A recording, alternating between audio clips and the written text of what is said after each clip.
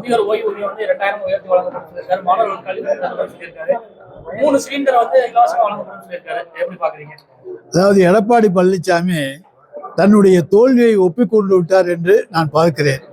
ஏனென்றால் அவர் கொடுக்கிற வாக்குறுதிகள் அவர் அவருடைய காலத்திலே நிறைவேற்ற முடியாதவை. அவை நிறைவேற்ற முடியாது என்று சொன்ன வாக்குறுதிகளை அவர் இப்பொழுது திரும்ப திரும்ப சொல்லிக் கொண்டிருக்கின்றார். இன்றைக்கு மகளிருக்கு 2000 ரூபாய் சொல்லியிருக்கார். அன்றைக்கு மாண்புமிகு தமிழ்நாடு முதலமைச்சர் தலைவர் தளபதி அவர்கள் அன்றைக்கு 1000 ரூபாய் மகளிருக்கு உரிமை தொகை வழங்கப்படும் என்று சொன்ன நேரத்தில் என்ன சொன்னார்? மகளிருக்கு ஏமாற்ற பார்க்கிறார், சின்ன குழந்தைகளுக்கு மிட்டாய் கொடுத்து ஏமாற்றுவதை போல ஏமாற்ற பார்க்கிறார். ஒரு காலத்திலும் 1000 ரூபாய் கொடுக்க முடியாதுன்னு சொன்னவர் தான் எடப்பாடி பழனிசாமி. அதே போல இன்னொன்று எடுத்துக்கொண்டீங்கன்னா கட்டணம் இல்லாத பேருந்து இன்னைக்கு அவர் சொல்லியிருக்கார் ஆண்களுக்கு தரப்போறேன்னு சொல்லி. அன்றைக்கு பெண்களுக்கு கட்டணம் இல்லாத பேருந்து என்று சொன்னவுடன் எப்படி சாத்தியம்?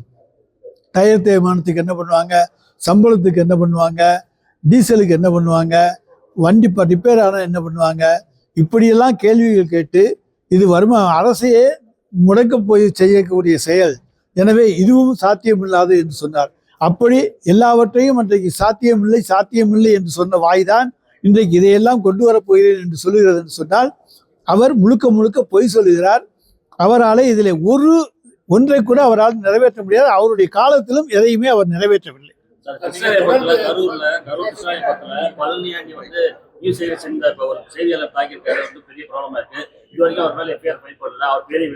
சார் அந்த சம்பவம் பற்றி விசாரிச்சுக்கிட்டு இருக்காங்க. என்ன நடந்துச்சுன்னு தெரிஞ்சு அது பற்றி நடவடிக்கை எடுப்பாங்க.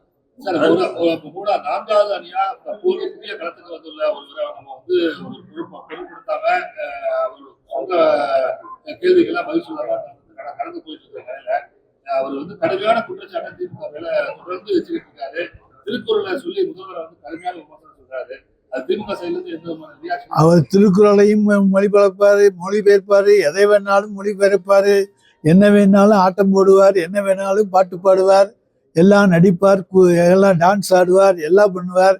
ஆனால் மக்கள்கிட்ட ஓட்டு வாங்க முடியாது. தொடர்ந்து நாங்க சார் தேர்தல் நிக்கிற ஒரு சுயேட்சை கூட நான் ஜெயிப்பேன்னு தான் சார் சொல்றேன். 5 ஓட்டு கூட வாங்க முடியாத நான் ஜெயிக்க போறேன்னு தான் சொல்றேன். ரிசல்ட் வர்ற அன்னைக்கு தானே தெரியும் அவனுடைய நிலைமை. அதை போலதான் இவங்களுடைய நிலைமையை ரிசல்ட் வர்ற அன்னைக்கு பாத்துக்கங்க. திமுக காங்கிரஸ் இணக்கமான போக்கு இல்லாத நிலையில தொடர்ந்து போயிட்டு இருக்கு. அதாவது பத்திரிகையாளர்கள் தான் இணக்கம் இல்லாத போக்குன்னு சொல்லிட்டு இருக்கீங்களே தவிர நாங்கள் குழு அமைத்து விடுவோம், உடனே பேச்சுவார்த்தை நடக்கும் என்று எங்களுடைய முதலமைச்சர் சொல்லியிருக்கிறார்.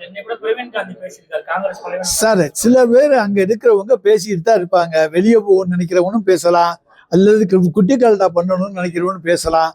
ஆனால் எங்களுடைய கூட்டணியில் இருந்து நாங்கள் யாரையும் விடுவதாக இல்லை, யாரும் போக மாட்டாங்க. அவங்க எங்களோடு இருந்தால்தான் அவர்களுக்கு வெற்றி என்பது அவர்களுக்கு நன்றாக தெரியும்.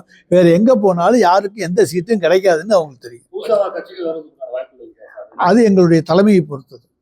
செய்திகளை உடனுக்குடன் தெரிந்து கொள்ள கீழ்கண்ட கேபிள் மற்றும் டிடிஹெச் நெட்வொர்க்குகளில் எம்நாடு செய்தி தொலைக்காட்சியை காணுங்கள். பாதகம் செய்பவரை கண்டால் நாம் பயம் கொள்ளலாகாது பாப்பா. மோதி மிதித்து விடு பாப்பா, அவர் முகத்தில் உமிழ்ந்து விடு பாப்பா.